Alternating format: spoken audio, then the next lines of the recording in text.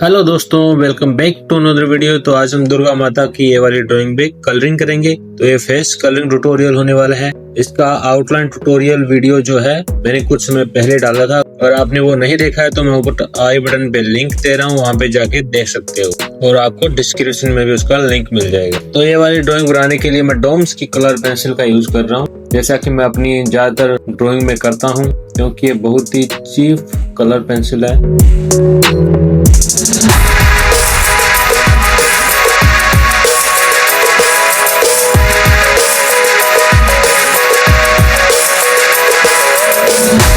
Colour pencil को blend करने के लिए सबसे अच्छा और बेस्ट तरीका है जो मैं हर ड्राइंग में यूज करता हूँ, वो है व्हाइट पेंसिल। आपने पहले भी वीडियो में देखा होगा, मैं व्हाइट पेंसिल का काफी यूज करता हूँ। इससे बहुत ही अच्छा और स्मूथ रिजल्ट हमें देखने को मिलता है। तो आई होप आपको ये वीडियो पसंद आएगा। अगर वीडियो अच्छा लगे तो प्लीज लाइक करना, कॉमेंट करना और चैनल को सब्सक्राइब करना।